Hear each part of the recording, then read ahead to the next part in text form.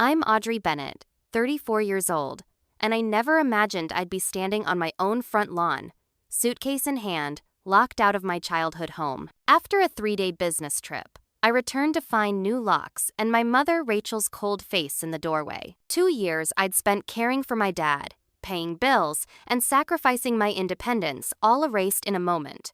"This isn't your house anymore," she said without flinching. "You have no home here." Little did she know, her betrayal would be the beginning of the greatest fight of my life. Before I dive into this wild journey, drop a comment letting me know where you're watching from. Hit that like and subscribe button if you've ever faced family betrayal. Trust me, what comes next will show you exactly why standing your ground matters. Let's get into it. To understand how I ended up homeless at my own front door, we need to go back a bit. Before all this chaos, I was living in Chicago with a thriving career as a marketing executive at one of the city's top firms. I had my own apartment overlooking Lake Michigan, a circle of amazing friends, and was dating a guy who seemed promising. Life was good until that phone call from my brother Garrett 2 years ago. "Dad's getting worse," he said, his voice unusually somber. "The Parkinson's is progressing faster than the doctors expected." My father, Howard, had been diagnosed with Parkinson's disease 3 years prior, but he'd always been the type to downplay his struggles. A former construction worker who built half our family home with his own hands, Dad was the embodiment of strength and resilience. The thought of him deteriorating while I lived 4 hours away was unbearable. When I arrived for what was supposed to be a weekend visit, I was shocked by what I found. Dad could barely walk without assistance. His once steady hands now trembled constantly. Most concerning was how my mother Rachel seemed overwhelmed to the point of neglect. Dishes piled in the sink, medication schedules missed, and Dad sitting in the same clothes he'd been wearing when I last visited a month ago. "It's fine, Audrey," Mom insisted, brushing off my concerns. "We're managing just fine." They weren't. That night, I called my boss and requested a temporary remote work arrangement.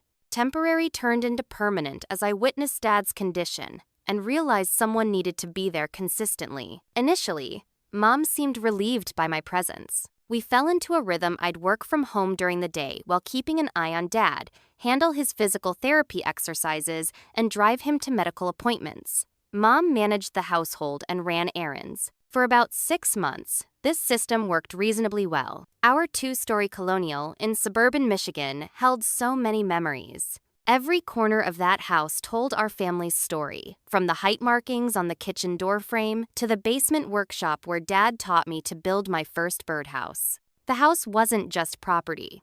It was the physical embodiment of our family history. Dad had built the sunroom addition himself, installed all the hardwood flooring, and crafted the built-in bookshelves in the living room. His fingerprints were everywhere. As the months passed, I noticed subtle changes in Mom's behavior. She became secretive, taking phone calls in the backyard and quickly closing her laptop when I entered a room. I didn't think much of it until I started receiving the household bills and realized how dire our financial situation had become. Dad's medical expenses were astronomical, even with insurance. Without hesitation, I began contributing to the mortgage and utilities. "This is just temporary, until we get things sorted," I told Mom as I handed her my first check. She took it with a tight smile.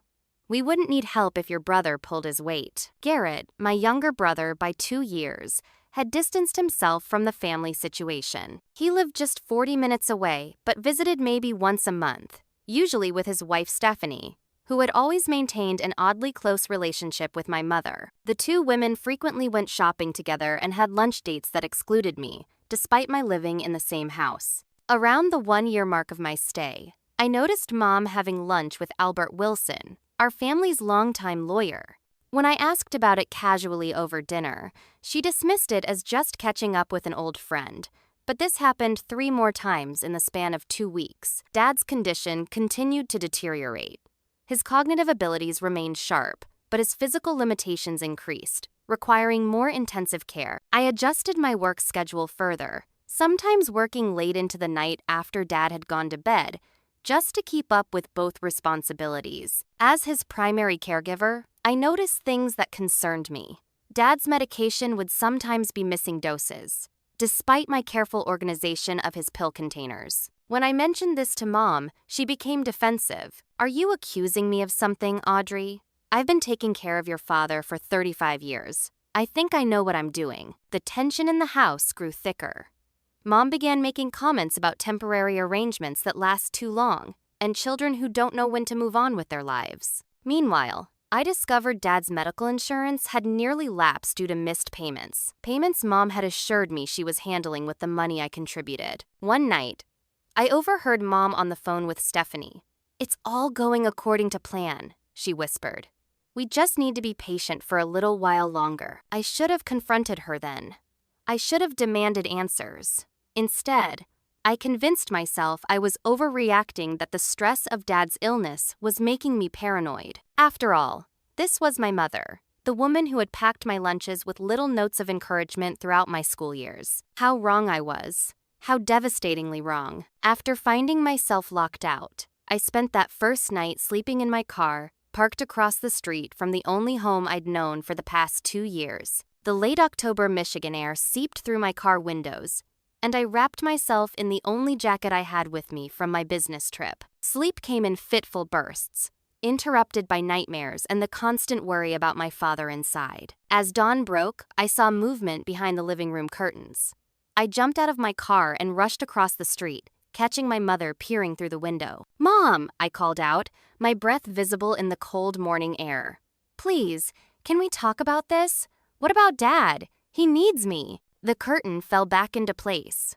5 minutes later, the front door opened, but only wide enough for her to push several garbage bags onto the porch. "Your things," she said flatly. "Take them and go. Your father is fine without you." I stood there, stunned, as she began closing the door again. "Wait, what is going on? Why are you doing this?" Her face hardened in a way I'd never seen before. "You've been stealing from us, Audrey, taking advantage of your father's condition to worm your way into his finances." "What? That's insane.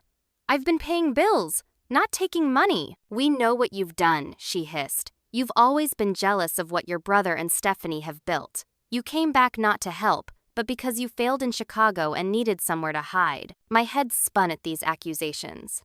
They were so far from reality, it felt like I was talking to a stranger wearing my mother's face. "Mom, please." "Mrs. Bennett?" Our neighbor, Mrs. Caldwell, called from her driveway, looking concerned. "Everything okay over there?" "Just fine, Linda," my mother called back cheerfully, her tone transforming instantly. "Just dealing with a little family matter." Then she turned back to me, voice dropping. "Leave now, or I'll call the police and report you for trespassing." The door slammed shut. I stood there, humiliated, as curious neighbors pretended not to watch the scene unfolding on our front lawn. Hands shaking, I gathered the garbage bags my life reduced to trash sacks and loaded them into my car. I tried calling my father's cell phone repeatedly throughout the day, but each call went straight to voicemail. By evening, the phone appeared to be turned off completely.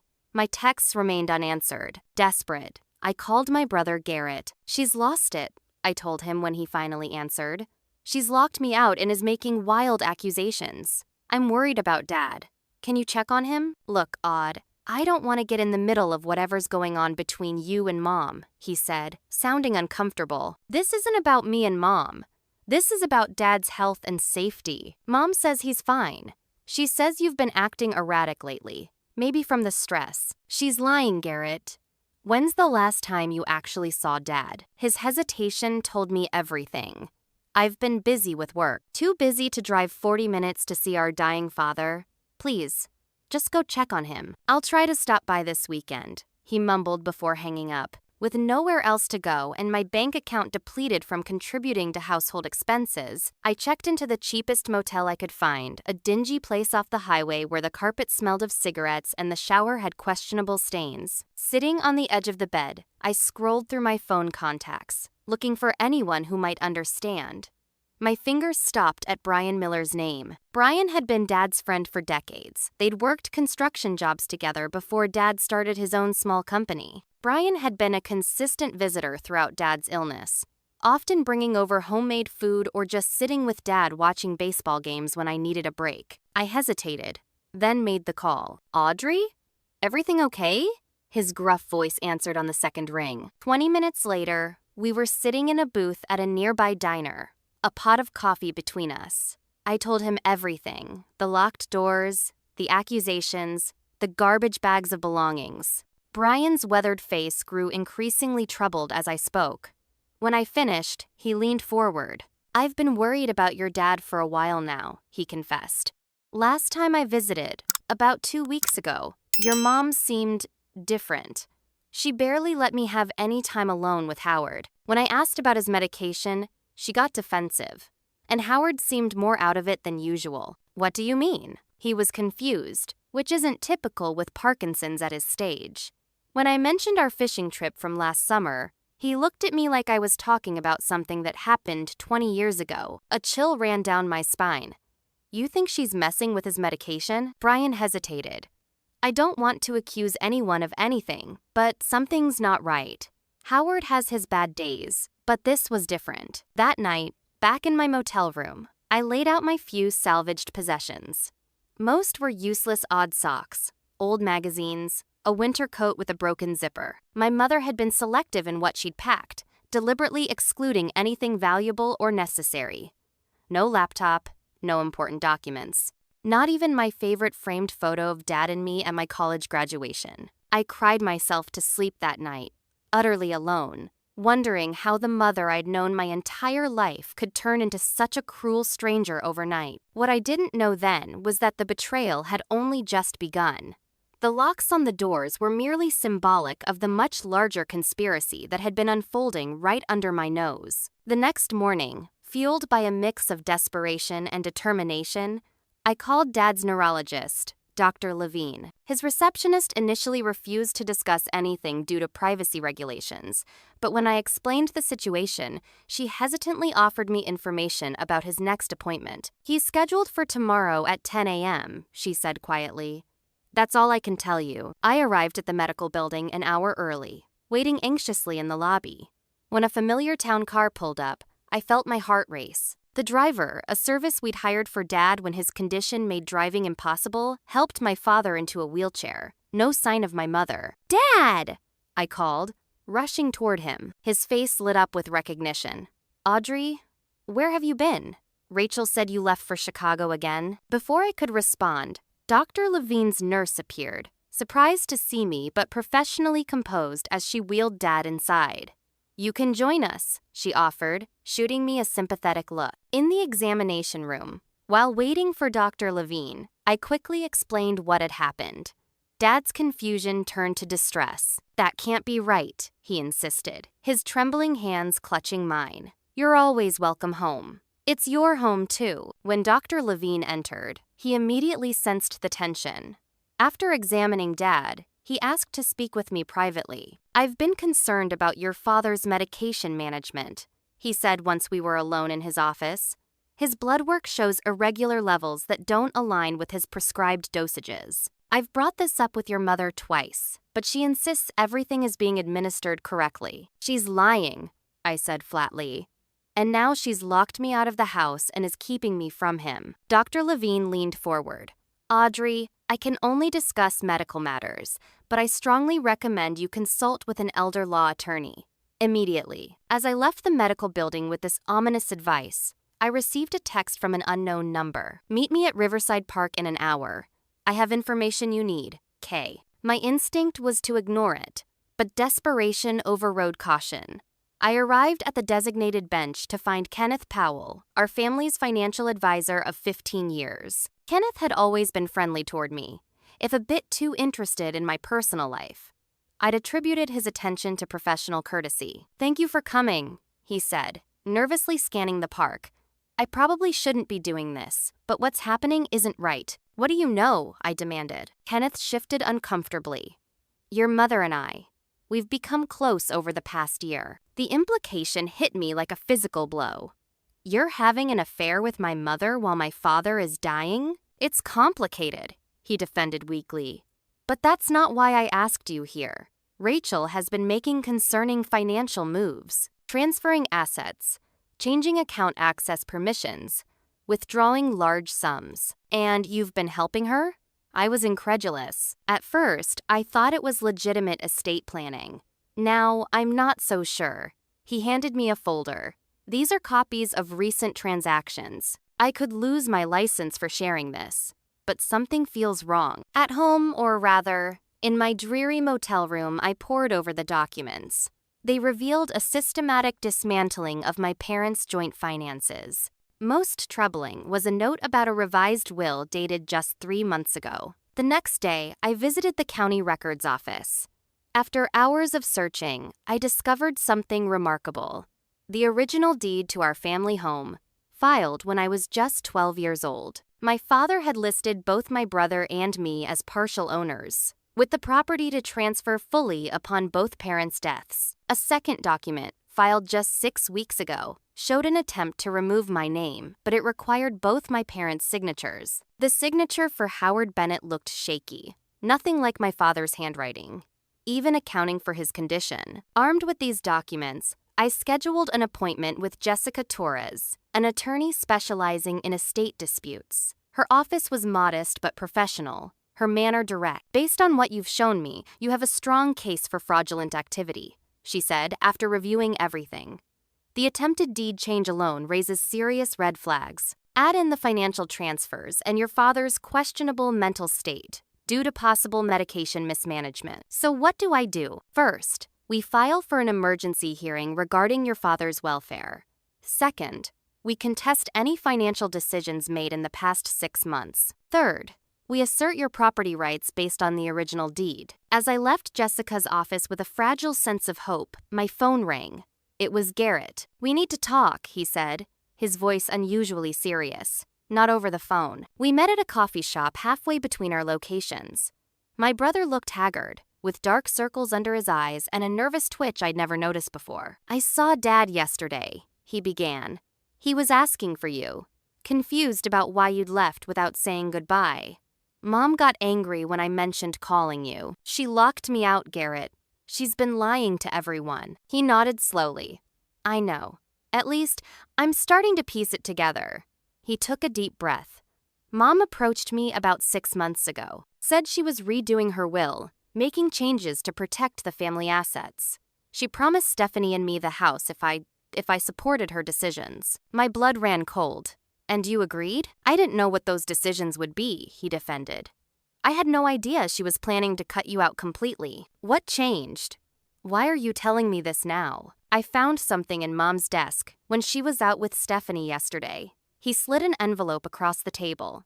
"It's a draft of a new power of attorney document for Dad. She's trying to get complete control." Inside was a letter from Albert Wilson, outlining a strategy to have my father declared mentally incompetent, something directly contradicted by Dr. Levine's ongoing assessments. "There's more," Garrett continued, lowering his voice.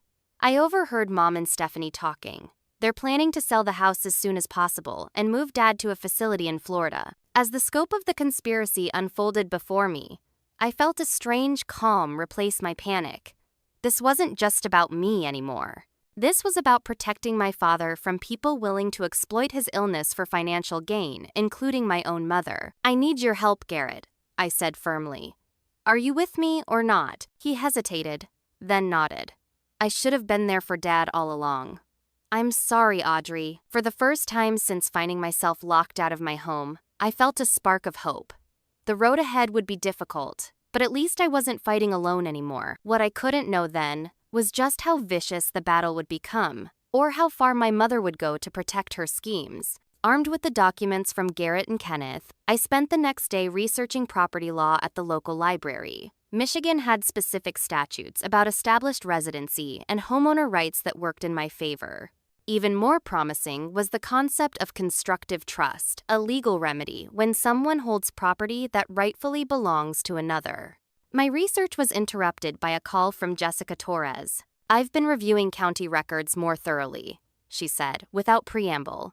"There's something you need to see immediately." An hour later, I stared at a document I'd never known existed. 5 years ago, my father had filed a quiet deed transfer, adding my name to the property, not as a future inheritor, but as a present co-owner of 25% of the house. "He never told me," I whispered, touching the paper with trembling fingers. Based on the timing, this was shortly after his first health scare, before the Parkinson's diagnosis, Jessica explained.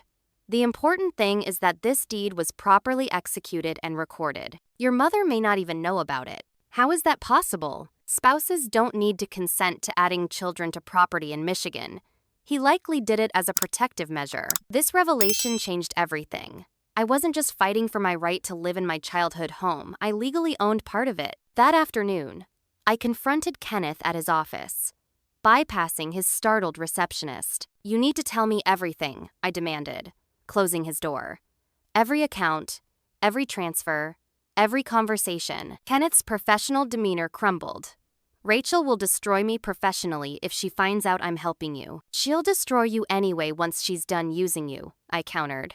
"This isn't just about money anymore. My father's health and safety are at risk." After extracting what information I could from a nervous Kenneth, including details about a newly opened account in Florida, I left with one parting shot. "By the way, you should know Mom's been meeting with Todd Brenner from Capital Advisors. Seems you're not the only financial advisor in her life." His shock confirmed my suspicion, based on a business card I'd found among the documents Garrett had given me.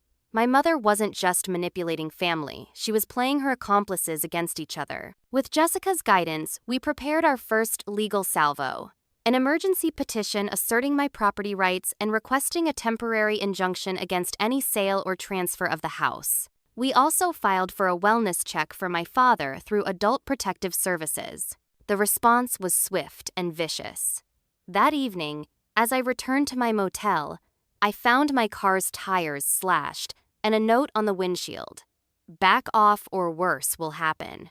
My phone exploded with angry text messages from unknown numbers, friends of my mother, distant relatives, even our former pastor, all condemning me for attacking a devoted wife caring for her ill husband. The coordinated harassment campaign revealed how extensively my mother had been spreading her narrative. According to her version, I was a failed businesswoman who had returned home to steal my parents' assets, then turned violent when confronted about my theft. Garrett called, panicked.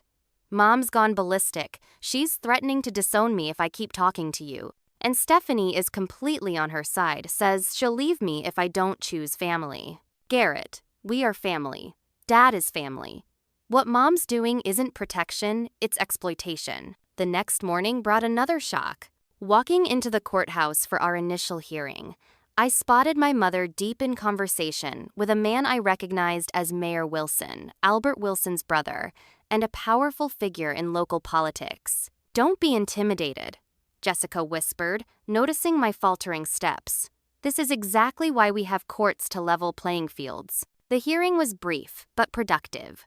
Judge Harriet Kemp, an older woman with sharp eyes and little patience for theatrical objections from my mother's attorney, granted our request for an injunction preventing any property transactions until ownership could be fully established. Furthermore, Judge Kemp added, "I'm ordering a complete accounting of Howard Bennett's finances for the past 12 months, to be completed within 10 days. My mother's face contorted with rage as the judge spoke. As we exited the courtroom, she hurried past me, deliberately slamming her shoulder into mine. "You have no idea what you've started," she hissed.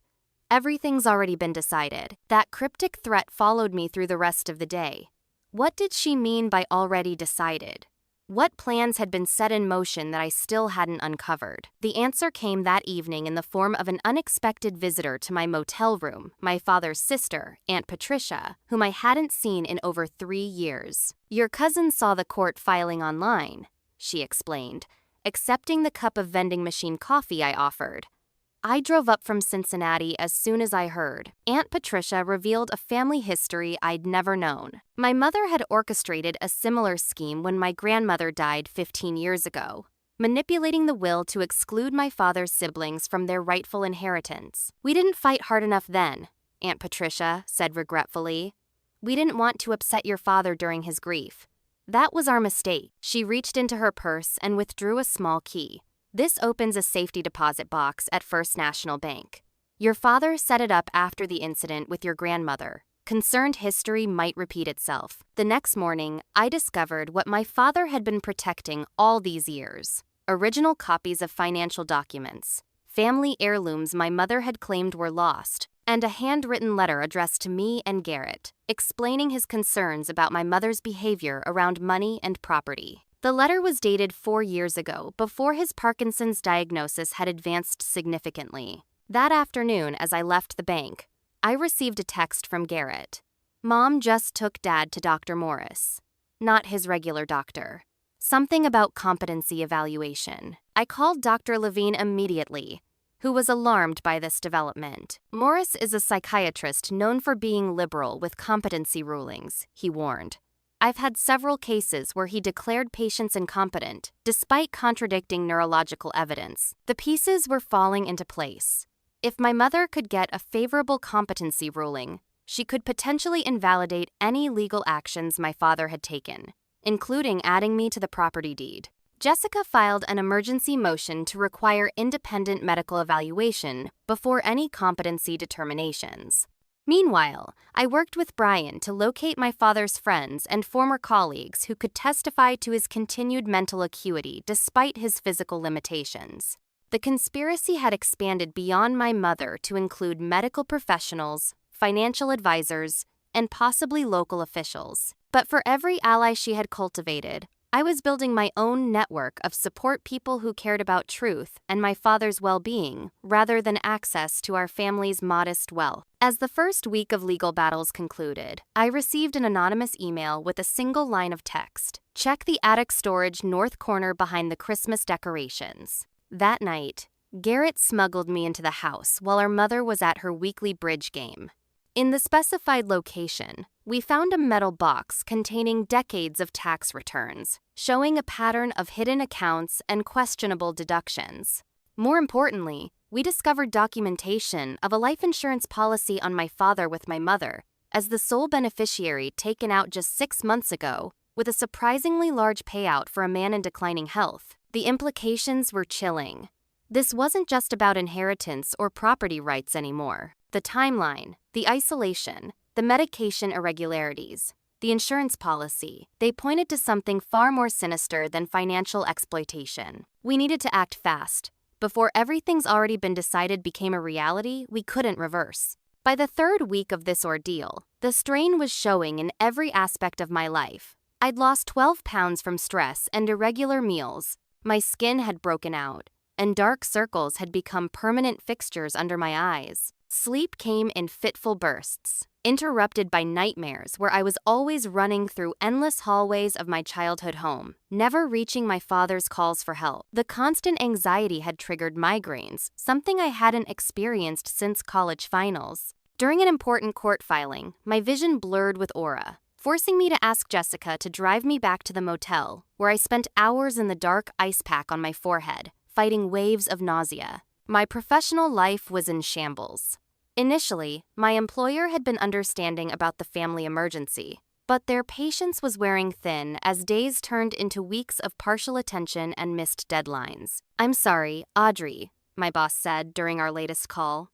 "We value your contributions, but we need someone fully present. Take unpaid leave until this is resolved, or we'll have to discuss separation." It wasn't an unexpected blow, but it added financial pressure to an already overwhelming situation. The modest savings I'd accumulated before moving home had been funneled into household expenses and my father's care. Now they were rapidly depleting between motel costs and legal fees. One evening, as I sat on the motel bed staring at my dwindling bank balance, a knock sounded at the door. "Delivery," called a familiar voice. I opened the door to find Brian holding 2 large paper bags emitting delicious aromas. "You mentioned not eating much yesterday," he explained, setting the bags on the small table.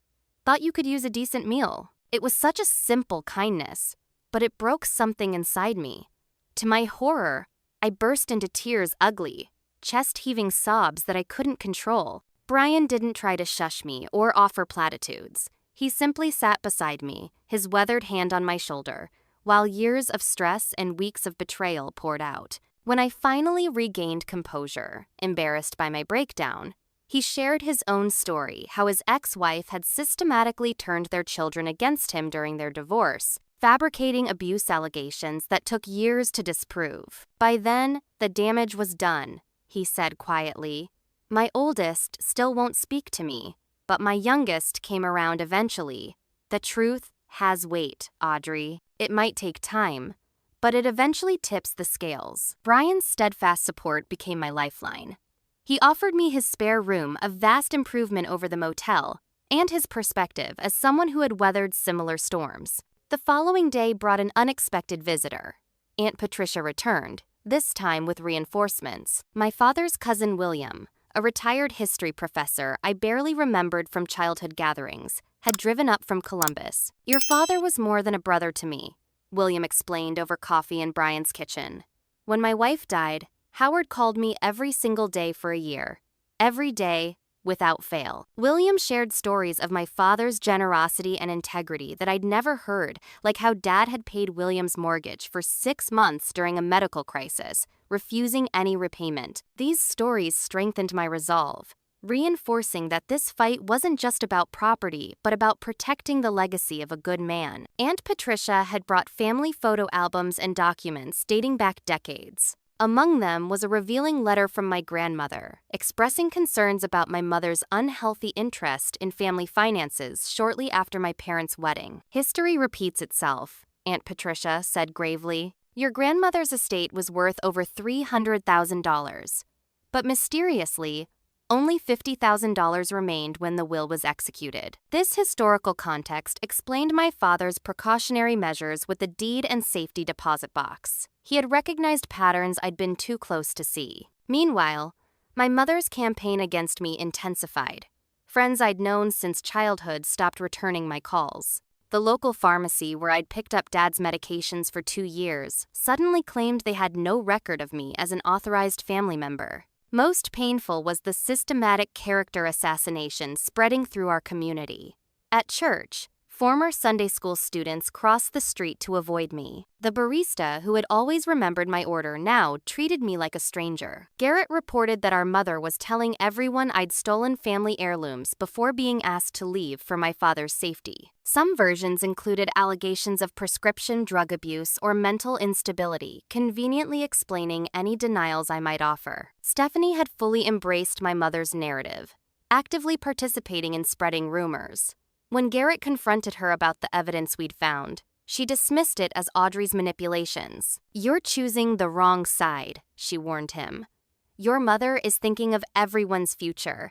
Audrey's only thinking of herself. The pressure on Garrett was immense. His wife's ultimatum, his mother's daily emotional appeals, his colleagues' sideways glances as the family drama became public knowledge. I could see him wavering, torn between truth and peace. One rainy Tuesday, we received devastating news. The judge had granted my mother's request for a second medical opinion regarding my father's competency, appointing Dr. Morris the very psychiatrist she had selected. This isn't ideal, Jessica admitted, but we'll have Dr. Levine's testimony to counter any questionable findings. That evening, during a particularly low moment, I found myself doubting everything. Was I fighting for justice? Or was I, as my mother claimed, selfishly disrupting my father's final years? The weight of being painted as the villain in my own family's story crushed me. I called Garrett, needing to hear a friendly voice, but the call went straight to voicemail. Minutes later, I received a text. Need space. Will contact when ready. My brother was slipping away, pulled back into my mother's orbit of influence. That night, I attended the preliminary hearing for the property claim alone.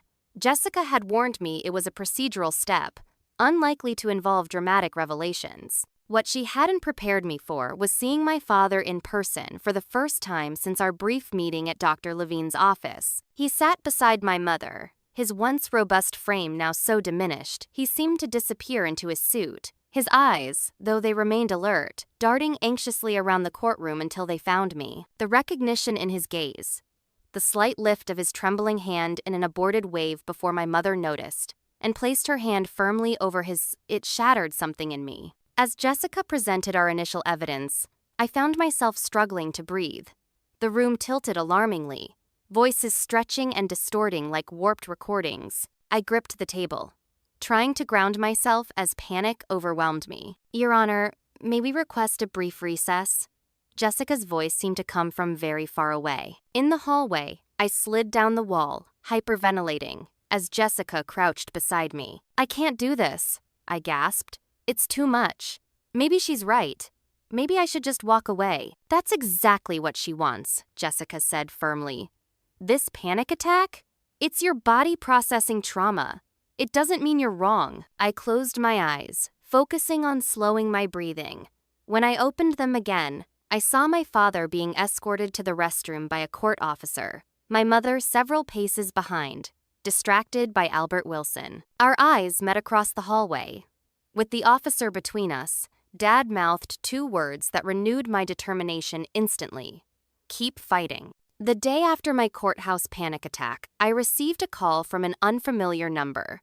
"Audrey Bennett, this is Douglas Warner. I was your father's business partner for 15 years. Douglas requested a meeting at his lakeside home, an hour's drive from town. I arrived to find a meticulously maintained colonial with a workshop that mirrored my father's right down to the organized pegboard of tools. Howard and I built half the custom cabinets in this county," Douglas explained as he led me to his study.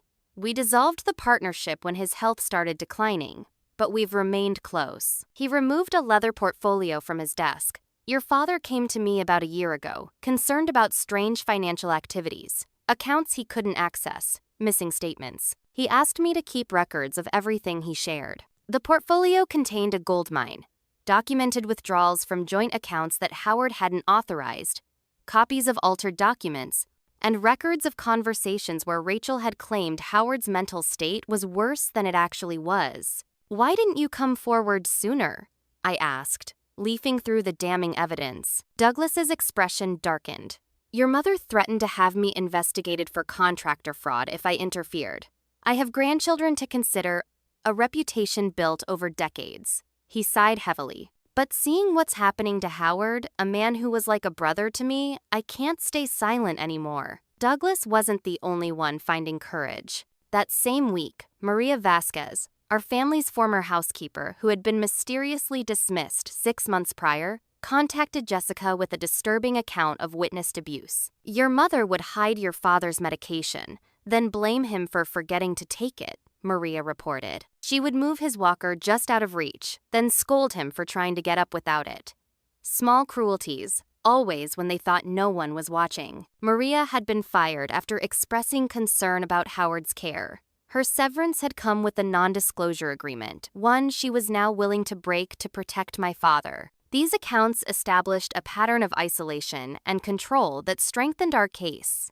Jessica immediately filed for an expedited hearing based on new evidence. Meanwhile, Brian had been putting his accounting background to work, meticulously tracing financial transactions through the records we'd gathered. He discovered a troubling pattern: large withdrawals coinciding with my father's medical appointments, followed by deposits into an account we hadn't previously known about. "It's a classic embezzlement technique," Brian explained, spreading papers across his dining table. "Take money when legitimate expenses create cover, then funnel it elsewhere in smaller amounts to avoid triggering alert." Armed with this evidence, Jessica petitioned for a comprehensive financial forensic audit, a request Judge Kemp granted despite vehement objections from my mother's attorney. The next day brought an unexpected development. Garrett appeared at Brian's door, looking haggard but determined. "Stephanie's gone to stay with her sister," he said without preamble. "Says she can't be with someone who would betray family." "I'm sorry," I offered, genuinely pained by his loss despite my feelings about Stephanie. "Don't be. It forced me to choose what kind of man I want to be." He handed me a thumb drive. "I installed monitoring software on Mom's laptop last week. Probably illegal, but," he shrugged. "She's been emailing with Albert about moving Dad to Florida before the court can appoint a guardian. They're planning to leave Sunday." This revelation necessitated immediate action. Jessica filed for an emergency temporary guardianship, requesting the court appoint a neutral third party to oversee my father's care until the property and financial matters could be resolved. The hearing was scheduled for Friday, just 2 days before the planned Florida relocation. The courtroom was packed. My mother had mobilized her supporters, including several church elders and local business owners, whose relationships with our family stretched back generations. As proceedings began, Judge Kemp announced an unexpected addition: The court has received a request from Howard Bennett to address these matters directly. After reviewing medical documentation from Dr. Levine, I've determined Mr. Bennett is competent to speak on his own behalf. A collective gasp filled the room as my father was wheeled in by a court officer. He looked frail but alert, his eyes finding mine immediately with the ghost of his old reassuring smile. My mother's attorney leapt up. "Your Honor, we have documentation from Dr. Morris clearly indicating—" "I'm aware of Dr. Morris's assessment," Judge Kemp interrupted. "I'm also aware that it contradicts the findings of Mr. Bennett's primary neurologist of 5 years and 2 independent specialists. I find the timing of Dr. Morris's involvement suspect at best." My father's testimony, though delivered in a voice weakened by disease, carried powerful clarity. He confirmed his addition of my name to the property deed had been intentional and done with full mental capacity. He detailed my mother's escalating, controlling behaviors and stated unequivocally his wish to remain in the family home with proper care, not move to Florida. Most damning was his account of the competency evaluation with Dr. Morris. He asked me the same questions repeatedly, ignoring correct answers until I became frustrated. He documented my confusion while disregarding my Parkinson's symptoms, which he's not specialized to evaluate. The courtroom fell silent as my father described how my mother had systematically isolated him, screening his calls and visitors, controlling his medication, and misrepresenting his wishes to family and friends. "I built that house for my family," he concluded, his voice breaking. "For Howard and Rachel, yes, but also for Garrett and Audrey. It was never meant to be used as a weapon." Judge Kemp's ruling came swiftly.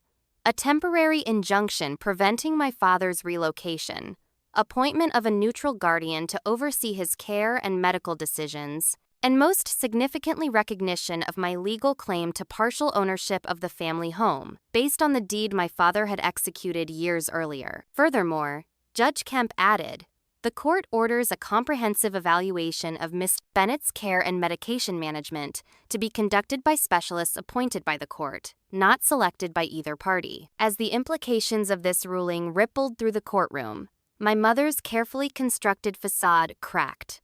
She shot to her feet, face contorted. "This is ridiculous," she shouted. "I've dedicated my life to that man. 35 years of marriage, and you're all believing these lies? She's always been manipulative, always her father's favorite." The outburst continued until court officers approached, at which point Albert Wilson wisely guided her from the room, her words echoing in the stunned silence. That evening, as Brian, Garrett, and I processed the day's events over dinner, my phone rang with news that would shift the case dramatically. The court-appointed financial investigator had discovered my mother had taken out a second mortgage on the house 3 months earlier, a transaction requiring both owners' signatures. The mortgage document included my father's signature, but our newly acquired samples of his recent handwriting confirmed what we suspected. It had been forged. With this evidence of potential bank fraud, what had begun as a family property dispute suddenly had criminal implications. Jessica advised us that the prosecutor's office would likely become involved. The road ahead remained challenging. But for the first time since finding myself locked out of my home, I felt the momentum shifting. My father was protected, my legal standing recognized, and the truth, however painful, was finally emerging from the shadows. What we couldn't anticipate was just how desperately my mother would fight, as her carefully constructed plans began crumbling around her. The court victories, while significant, created a dangerous situation. My mother now had little left to lose. Her mask of concerned caregiver had slipped publicly, the financial schemes were being exposed, and her allies were beginning to distance themselves. Cornered predators are at their most dangerous, as we would soon discover. 3 days after the guardianship hearing, I received a frantic call from the court-appointed caregiver who had been staying at the house to monitor my father's care. "Your mother told me she was taking your father to a specialist appointment this morning," the woman explained, her voice tight with concern. "But Dr. Levine's office just called to ask why Mr. Bennett missed his scheduled therapy." Alarm bells immediately rang. I called Garrett, who was closer to the house, while simultaneously alerting Jessica about the potential violation of the court order. An hour of frantic calls and searching followed. My father wasn't at any local medical facility, My mother wasn't answering her phone. Their regular car was still in the garage, but my mother's old sedan was gone. Jessica contacted the judge, who immediately issued an emergency order authorizing law enforcement to locate my father. By late afternoon, state police had issued an alert for my mother's vehicle. It was Brian who made the crucial connection. Sunday afternoon bus to Tampa, he said, scanning the Greyhound schedule on his laptop.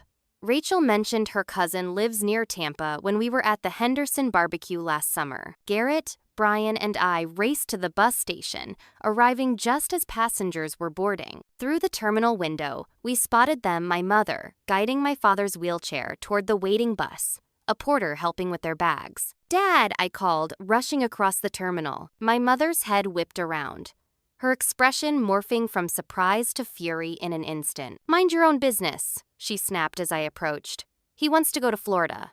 Tell them, Howard." My father looked confused and distressed, still affected by his Parkinson's, but clearly not involved in planning this escape. "Where are we going?" he asked, looking between us with growing agitation. 2 police officers arrived moments later, responding to Jessica's alert. After reviewing the court order, they separated my parents, taking statements from each. My mother's public breakdown was as spectacular as it was disturbing. "You've turned everyone against me!" she screamed, pointing at me as officers attempted to calm her. "After everything I've sacrificed! The house is mine! Howard promised me!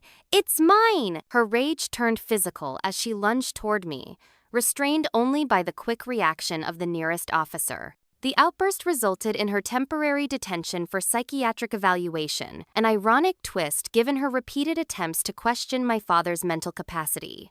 With my mother in mandatory 72-hour observation, we brought my father home. The court-appointed guardian arranged for round-the-clock professional care, ensuring his medication was properly administered for perhaps the first time in months. The results were remarkable. Within days, his tremors, while still present, became less pronounced. His mental clarity improved significantly. Most tellingly, the confusion episodes my mother had frequently cited as evidence of cognitive decline all but disappeared. She was either over-medicating or under-medicating him, Dr. Levine confirmed after a thorough evaluation. Possibly both at different times, which would explain the erratic symptoms. The implications were chilling, particularly in light of the recently discovered life insurance policy. My mother's release from psychiatric hold brought a new phase of escalation. Barred by court order from entering the family home or contacting my father directly, she established a base of operations at Stephanie's apartment and began a campaign of harassment and property damage. First came the flooding. Someone, though we couldn't prove who turned on all external water spigots at the house overnight, flooding the basement. Security cameras installed after the incident captured my mother's car driving slowly past the house multiple times daily. Then, the character assassination intensified. Flyers appeared around town featuring old photos of me from college parties, doctored to appear more compromising, with text suggesting I had mental health and substance abuse issues. The campaign extended to cyberspace, with fake social media profiles created in my name posting offensive content. My few remaining professional contacts received anonymous emails alleging financial improprieties during my marketing career. Most disturbing were the escalating threats. My car's brake lines were tampered with, discovered fortunately during a routine maintenance check before any accident occurred. Dead flowers appeared on Brian's doorstep. Garrett's office received calls accusing him of elder abuse. Jessica helped us obtain restraining orders, but they provided little practical protection against anonymous acts. The psychological warfare took its toll. I jumped at shadows, checked under my car each morning, and developed rituals of securing doors and windows that bordered on compulsive. The turning point came when my father's medication went missing from his locked bedside table, replaced with similar-looking but different pills identified by the visiting nurse before any were consumed. The home security system had shown no breaches, but a careful review of footage revealed Stephanie using a key we didn't know existed to enter while the day nurse was out getting groceries. This crossed a line from harassment to potentially life-threatening action. Jessica immediately filed for criminal charges and a more comprehensive protection order covering all parties involved with my mother. When police arrived at Stephanie's apartment to serve the papers, They found a troubling scene. Dozens of photographs of our house and its occupants taken from various angles, detailed notes about comings and goings, and most disturbing printed research about untraceable poisons that mimic natural death in Parkinson's patients. Stephanie immediately implicated my mother, claiming Rachel had become obsessed and that she had only been trying to help a family friend through a difficult time. With both women now facing serious criminal charges, a strange calm descended over our situation. The property case proceeded through court with diminishing drama, as most of my mother's allies abandoned her cause in light of the criminal allegations. Kenneth Powell, seeking leniency, provided comprehensive records of all financial transactions he had facilitated. Albert Wilson, distancing himself professionally, disclosed conversations, suggesting my mother had been planning this financial takeover for years, waiting for my father's health to decline enough to provide cover. The court-appointed guardian, initially neutral, became a vocal advocate for my father's continued independent living with support, rather than the institutional care my mother had claimed was necessary. In a particularly meaningful moment, Garrett stepped fully into the role of protective son, moving temporarily into the family home to provide additional support and companionship for our father during evening hours when professional care was reduced. "I should have been here all along," he told me one night as we sat on the porch watching Dad doze peacefully in his favorite chair. "I let my own marriage problems become an excuse for abandoning him when he needed me." "We're here now," I assured him, realizing that through this painful ordeal, my brother and I had forged a stronger relationship than we'd ever had before. As criminal proceedings against my mother and Stephanie began, we received unexpected support from quarters that had initially believed my mother's narrative. Church members, seeing the evidence emerge through local news coverage, began reaching out with their own observations of concerning behavior they had previously dismissed. Former friends of my mother came forward with accounts of similar manipulation tactics used in other relationships. A pattern emerged of long-term strategic maneuvering, always centered around property and financial gain, always disguised as caregiving concern. The most powerful statement came from an unexpected source, my father himself, who, despite his physical limitations, insisted on providing video testimony for both the civil and criminal cases. "I married Rachel believing we shared the same values about family and legacy," he stated clearly. "I was wrong. The house we built was meant to shelter generations, not become a battleground. My greatest regret is not seeing the danger sooner and protecting my children from it." His words, delivered with dignity despite his failing health, silenced the few remaining voices supporting my mother's actions. The storm wasn't over, but its intensity had diminished.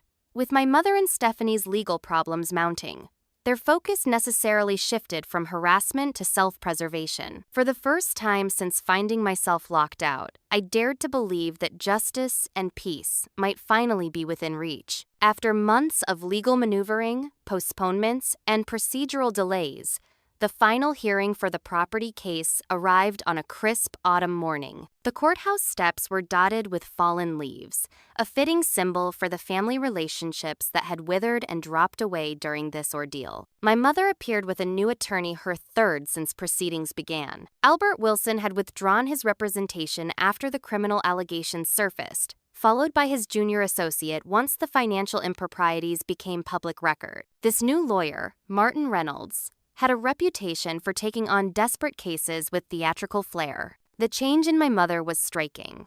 Gone was the polished, church-going community pillar who had orchestrated my exile. In her place sat a woman whose bitterness had etched itself physically into her face. She avoided eye contact with everyone, including her own attorney, staring straight ahead as Judge Kemp entered the courtroom.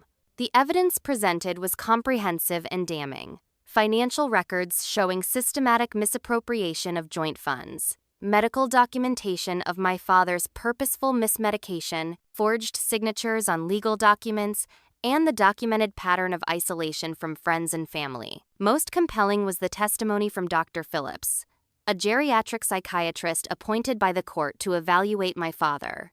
Her assessment contradicted Dr. Morris's competency evaluation at every turn. Mr. Bennett demonstrates no cognitive impairment beyond what would be expected from his Parkinson's diagnosis, she stated firmly. His decision-making capacity remains intact, particularly regarding major life decisions and property matters. When questioned about the previous contradictory evaluation, Dr. Phillips was blunt. The methods used by Dr. Morris were inappropriate for a Parkinson's patient and appeared designed to provoke the very confusion they purportedly documented. A forensic accountant detailed the elaborate financial scheme my mother had constructed, including the second mortgage based on forged documents, hidden accounts in Florida, and systematic cash withdrawals that had drained nearly $200,000 from my parents' retirement savings. Throughout these presentations, my mother sat motionless, only occasionally whispering to her attorney. The performance she had maintained for months, the concerned wife, the victim of an ungrateful daughter, had been abandoned, replaced by a cold detachment that was somehow more disturbing than her previous histrionics. When it came time for her testimony, however, a new strategy emerged. Under Martin Reynolds' careful guidance, my mother portrayed herself as a victim of mental illness, a previously undiagnosed personality disorder exacerbated by the stress of caring for an ill spouse. I became convinced everyone was trying to take advantage of us, she testified, voice carefully modulated to project vulnerability. The lines between protection and control blurred in my mind. I truly believed I was acting in Howard's best interest. This unexpected approach, essentially admitting to the actions while disclaiming responsibility, created a moment of uncertainty in the proceedings. Was she attempting to establish grounds for an insanity defense in the upcoming criminal case? The strategy collapsed, however, under cross-examination by Jessica, who methodically established the premeditated nature of the financial scheme, some beginning years before my father's condition had deteriorated significantly. These weren't impulsive actions taken during moments of stress, Jessica emphasized. These were calculated, long-term strategies requiring sustained deception over years. When pressed about specific financial transactions, my mother's carefully constructed composure crumbled. "It should have been mine," she suddenly shouted, abandoning the script her attorney had clearly prepared. "I gave Howard the best years of my life. That house is mine. The money is mine. She swoops in at the end after I did all the work, and you're all falling for it." As court officers moved to restore order, my mother turned to face me directly for the first time that day. "You were always his favorite," she hissed, eyes burning with resentment. "Always Daddy's little girl. He never loved Garrett or me the way he loved you." In that moment, the true root of her actions became clear. Not just greed, but a decades-long jealousy that had festered into something monstrous. Judge Kemp called a brief recess to allow my mother to regain composure. When proceedings resumed, Martin Reynolds attempted to salvage the situation by requesting a psychiatric evaluation before continuing, but the damage was done. Judge Kemp's ruling was comprehensive and decisive. She acknowledged my ownership interest in the family home based on the deed my father had executed years earlier, invalidated the second mortgage as fraudulently obtained, and ordered a full accounting of all financial assets with restoration of misappropriated funds where possible. Most significantly, she issued a permanent order preventing my mother from entering the property or contacting my father except through court-approved channels. The evidence presented demonstrates a disturbing pattern of exploitation that this court cannot ignore, Judge Kemp stated. While mental health considerations may be relevant to subsequent proceedings, they do not negate the need for protective measures now. As the implications of the ruling settled over the courtroom, my mother sat perfectly still, staring at Judge Kemp with an expression that shifted between disbelief and rage. Then, without warning, she stood and addressed the court. "You'll regret this," she said, her voice eerily calm. "All of you." With that cryptic threat hanging in the air, she turned and left the courtroom, ignoring her attorney's attempts to stop her. The aftermath unfolded rapidly. Within hours of the ruling, my mother had violated the court order by attempting to enter the family home. When the security system denied her access, she broke a window and was apprehended by police responding to the automated alarm. This violation, combined with the criminal charges already pending, resulted in her being held without bail pending psychiatric evaluation. The evaluation confirmed what the court proceedings had suggested.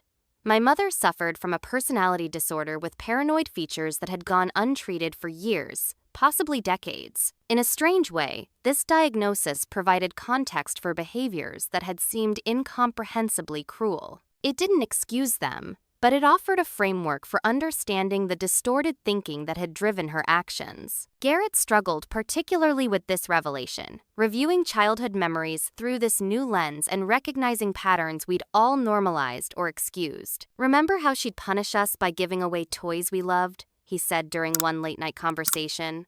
"Or how she'd tell Dad we said things we never did, then make us feel crazy for denying it." It wasn't just strict parenting. The criminal case moved forward with modified considerations for my mother's mental health status. After lengthy negotiations, she accepted a plea agreement that included mandatory treatment, financial restitution, and a 5-year probation period with strict conditions regarding contact with family members. Stephanie faced her own legal consequences, eventually accepting a plea deal with lesser charges in exchange for testimony about my mother's plans and actions.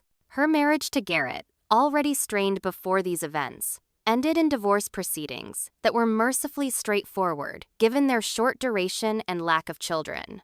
The most unexpected fallout came from Kenneth Powell, who faced professional disciplinary action for his role in facilitating questionable financial transactions. During those proceedings, he revealed that my mother had manipulated him through a carefully orchestrated emotional affair that he now recognized had been designed specifically to gain access to financial instruments and expertise. "She made me believe we had a future together," he testified, while simultaneously maintaining similar relationships with at least 2 other financial professionals in neighboring counties. This revelation led to the discovery of additional hidden accounts and property interests we hadn't previously known existed, including a small vacation cabin registered under my mother's maiden name that had been purchased with funds from my grandmother's estate years earlier. The unraveling of my mother's decades-long web of financial manipulation continued for months, requiring specialized forensic accountants to fully document the extent of her activities. The final report revealed a pattern of behavior extending back to the earliest years of my parents' marriage, small deceptions that had grown more ambitious with time and practice. As the legal matters approached resolution, we faced practical decisions about the family home and my father's ongoing care. The property, while emotionally significant, carried heavy memories of betrayal and conflict. Additionally, maintaining such a large house with the necessary modifications for my father's condition presented financial challenges. After lengthy family discussions that included my father's direct input, we made the difficult decision to sell the property and use the proceeds to secure more appropriate housing for his needs. It was a practical choice, but one that carried emotional weight for all of us. My mother, now living in a court-approved supervised setting while undergoing treatment, was required to forfeit her interest in the property as part of the financial restitution ordered in the criminal case. This legal severance of ties to the physical home that had become the centerpiece of her obsession seemed appropriate, a tangible end to a chapter best left behind. The house sold quickly, purchased by a young family with 3 children, who saw potential in its generous spaces and large yard. Watching them explore during the final walkthrough, their excitement untainted by knowledge of the darkness that had permeated those rooms offered a glimpse of healing the house would once again shelter joy rather than schemes and secrets. With the property sold and legal matters largely resolved, we could finally turn our full attention to what truly mattered, ensuring my father's remaining years were filled with peace, dignity, and the family connections that had been systematically undermined. The journey had been unimaginably painful, but as we closed this chapter, I found myself reflecting on my father's words from months earlier. The house we built was meant to shelter generations, not become a battleground. The physical structure was passing to new hands, but the true legacy, the values of honesty, integrity, and family loyalty my father had always embodied, remained firmly in our possession, perhaps more cherished for having been so fiercely defended. 6 months after the court's final ruling, life had settled into a new normal that none of us could have imagined when this ordeal began. The sprawling family home that had become both battleground and prize had been sold, with proceeds divided according to the court's determination. After covering legal expenses and restitution for misappropriated funds, I used my portion to purchase a comfortable single-story house better suited to my father's mobility needs. The ranch-style home sat on a quiet cul-de-sac just 10 minutes from the hospital, where my father received regular therapy. Its wide doorways and absence of stairs made his wheelchair navigation easy, and the sunny Florida room overlooking a small garden became his favorite spot for morning coffee and birdwatching. Most importantly, it held no painful memories or associations. It was truly a fresh start. Garrett had initially returned to his apartment after the divorce from Stephanie was finalized, but increasingly spent weekends in the guest room of our new house. The shared trauma had broken down decades of distance between us, creating a siblings alliance that felt both new and familiar. Remember when we built that tree fort and Mom said it would fall down and kill us both? Garrett reminisced one evening as we sorted through boxes of family photographs. Dad just quietly reinforced it when she wasn't looking instead of making us tear it down. These excavations of childhood memories revealed patterns we'd never recognized: Dad's gentle counterbalance to Mom's controlling nature, his quiet interventions that had protected us more than we'd known. They also helped us separate genuine happy memories from the shadow cast by recent events, preserving what was worth keeping from our family history. My father's health, while still compromised by Parkinson's progression, had stabilized significantly once his medication was properly managed. The cognitive confusion my mother had pointed to as evidence of mental decline had disappeared entirely. His tremors remained, but with consistent physical therapy and appropriate medication, he maintained functionality that allowed for quality of life. "I feel clearer than I have in years," he told Dr. Levine during a follow-up appointment I attended with him. "Like I've been living in fog that's finally lifted." Professional caregivers still provided support during weekdays while I worked remotely for a new employer, a smaller marketing firm that valued my experience enough to offer flexibility during this family transition. Evenings and weekends, however, were family time, often including Brian, whose friendship had evolved into something deeper and more meaningful throughout the ordeal. Brian's steady presence had been my anchor during the darkest moments, and watching his easy rapport with my father brought joy I hadn't thought possible during those early days of conflict. His background in accounting proved invaluable as we continued sorting through the financial aftermath of my mother's schemes, but it was his kindness and patience that truly made him family. My mother's situation had also stabilized, though in a very different way. The court-mandated psychiatric treatment had revealed a personality disorder that had gone undiagnosed throughout her adult life. While this provided context for her behavior, her refusal to acknowledge the harm she had caused created a barrier to any meaningful reconciliation. She now lived in a supervised apartment complex in another state, with strict conditions regarding contact with family members. Monitored monthly phone calls with my father were permitted, but she had thus far declined to participate in them, maintaining through her therapist that she was not ready for that step. Garrett had attempted one visit early in her treatment program, hoping for some closure or explanation, but returned shaken by the experience. "She's rewritten everything in her mind," he reported. "In her version, we all conspired against her out of greed, and she's the victim. There's no reaching her." While I'd initially felt obligation to attempt similar outreach, my father's therapist had offered perspective that released me from that burden. Maintaining contact with someone who refuses to acknowledge harm often perpetuates trauma rather than healing it. "Your forgiveness doesn't require her participation." Those words gave me permission to focus on rebuilding, rather than attempting to repair what might be irreparable. Instead of pouring energy into seeking closure from someone unable to provide it, I channeled that energy into creating new traditions and memories. Sunday dinners became a centerpiece of our reconstituted family life. My father, whose appetite had improved dramatically once properly medicated, took renewed interest in the recipes he and my late grandmother had cooked together during his childhood. From his wheelchair at a specially designed kitchen workspace, he directed meal preparations with growing confidence, sharing family stories I'd never heard before. "Your great-grandfather brought this stew recipe from the old country," he'd explain while demonstrating the proper way to brown meat. He said, "Good food is how we carry our ancestors with us." These gatherings often included Brian, Aunt Patricia, and Uncle William during their frequent visits, and occasionally Dr. Levine, whose professional relationship with our family had evolved into friendship. Most surprisingly, they sometimes included Kenneth Powell, who, after completing ethics courses and community service as part of his disciplinary agreement, had made genuine amends for his role in my mother's schemes. Kenneth's insights into my mother's manipulation tactics actually proved therapeutic for all of us, helping us understand the calculated nature of her approach and absolving us of the guilt that comes from being deceived by someone you should be able to trust. She studied each of you, he explained during one difficult but healing conversation.